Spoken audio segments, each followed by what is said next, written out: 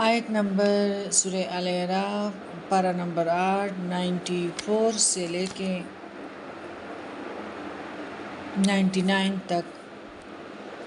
وَمَا أَرْسَلْنَا فِي قَرْيَةٍ مِّن نَبِيٍّ، اور ہم نے کسی بستی میں کوئی نبی نہیں بھیجا مگر یہ کہ وہاں کے رہنے والوں کو ہم نے سختی اور تکلیف میں پکڑا تاکہ وہ گڑ گڑائیں۔ اور یعنی تکلیف انسان کے بدن کو جب لاحق ہوتی ہیں، یعنی بیماری اور تنگ دستی، تو مطلب یہ ہے کہ جس کسی بستی میں ہم نے رسول بھیجا انہوں نے اس کی تکذیب کی، جس کی پاداش میں ہم نے ان کو بیماری محتاجی میں مبتلا کر دی، جس سے مقصد یہ تھا کہ وہ اللہ کی طرف رجوع کرے اور اس کی بارگاہ میں گڑ گڑائیں۔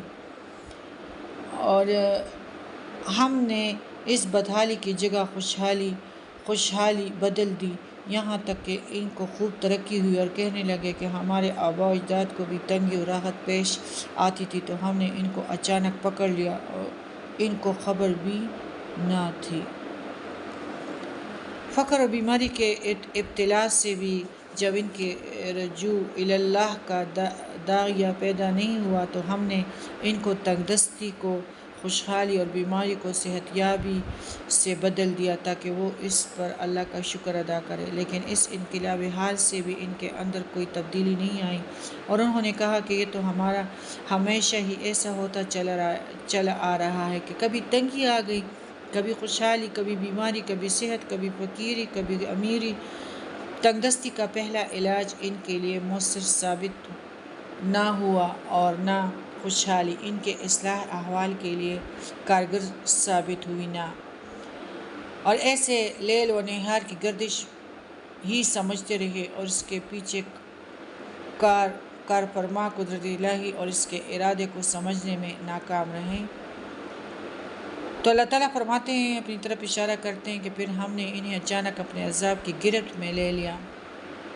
اس لیے حدیث میں مومنوں کا معاملہ اس کے برعکس بیان فرمایا گیا ہے کہ وہ آرام اور راحت ملنے پر اللہ کا شکر ادا کرتے ہیں اور تکلیف پہنچنے پر صبر سے کام لیتے ہیں۔ یوں دونوں ہی حالتیں ان کے لیے، مومن کے لیے، خیر اور اجر کا باعث ہوتی ہیں۔ صحیح مسلم حدیث 2999۔ اور اسی طرح پھر ہم نے اس کی بدحالی کو جگہ خوشحالی بدل دی، یہاں تک کہ ان کو خوب ترقی ہوئی اور کہنے لگے کہ ہمارے آباء و اجداد کو بھی تنگی اور راحت پیش آتی رہی تو ہم نے ان کو اچانک پکڑ لیا اور ان کو خبر بھی نہیں تھی۔ اور اگر ان بستیوں کے رہنے والے ایمان لے آتے اور پرہیزگاری اختیار کرتے تو ہم ان پر آسمان اور زمین کی برکتیں کھول دیتے، لیکن انہوں نے جھٹلایا تو ہم نے ان کے اعمال کی وجہ سے ان کو پکڑ لیا۔ کیا پھر بھی ان بستیوں کے رہنے والے اس بات سے بے فکر ہو گئے کہ ان پر ہمارا عذاب رات کے وقت آ پڑے جس وقت وہ سوتے ہوں؟ اور کیا ان بستیوں کے رہنے والے اس بات سے بھی بے فکر ہو گئے ہیں کہ ان پر ہمارا عذاب دن چھڑے آ پڑے جس وقت وہ اپنے کیلوں میں مشغول ہوں؟ کیا پس وہ اللہ کی اس پکڑ سے بے فکر ہو گئی ہیں؟ سو اللہ کی پکڑ بحث ان کے جن کی شامت ہی آ گئی ہو اور کوئی بے فکر نہیں ہوتا۔ اللہ تعالیٰ بیان فرما رہے ہیں کہ ایمان اور تقوی ایسی چیز ہے کہ جس بستی کے لوگ اسے اپنا لے تو ان پر اللہ آسمان اور زمین کے برکتوں کے دروازے کھول دیتا ہے۔ حسب ضرورت انہیں آسمان سے بارش مہیا فرماتا ہے اور زمین اس سے سیراب ہو کر خوب پیداوار دیتی ہے۔ نتیجتاً خوشحالی اور فراوانی ان کا مقدر بن جاتی ہیں۔ بلوچستان اور کوئٹہ میں ایسے اولے پڑے ہیں کہ تربوز اور خربوزے کو اور سیب کو ایسے مطلب جس طرح چھری سے کاٹتے ہیں یا تیز پتھروں سے، تو اس طرح کھیتوں میں پھلوں کو تہس نہس کیا ہے اولوں نے۔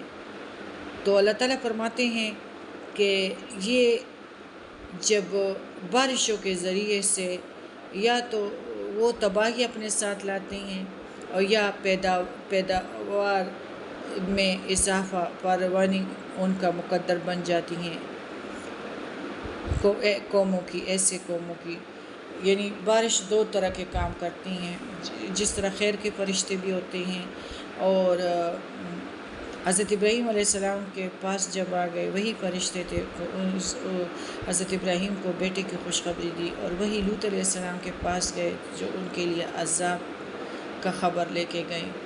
تو یہی معاملات ہوتے ہیں۔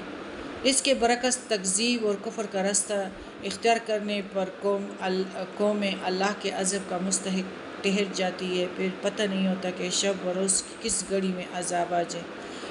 ہستی کھیلتی بستیوں کو آن واحد میں کنڈر بنا کر رکھ دے۔ اس لیے اللہ کی ان تدبیروں سے بے خوف نہیں ہونا چاہیے۔ اس بے خوفی کا نتیجہ سوائے خسارے کے اور کچھ نہیں۔ اور اس کا ذکر سورہ عمران میں آیت نمبر 54 میں بھی گزر چکا ہے۔ گناہوں کے نتیجے میں عذاب ہی نہیں آتا، دلوں پر قفل بھی، تالے بھی لگ جاتے ہیں، دلوں کے آنکھیں بھی اندھے ہو جاتے ہیں، پھر بڑے بڑے عذاب بھی انہیں خواب غفلت سے بیدار نہیں کر پاتے۔ ہمارے کئی زلزلوں کی وجہ سے کتنے بلوچستان اور چارسدہ میں کتنی تباہی ہوئی ہے، لیکن وہی جس طرح تھے ہم اسی طرح ہے۔ بعض مقامات کی طرح یہاں بھی اللہ نے ایک تو یہ بیان فرمایا ہے کہ جس طرح گزشتہ قوموں کو ہم نے ان گناہوں کی پاداش میں ہلاک کیا، ہم چاہے تو تمہیں بھی تمہارے کرتوتوں کی وجہ سے ہلاک کر دیں گے۔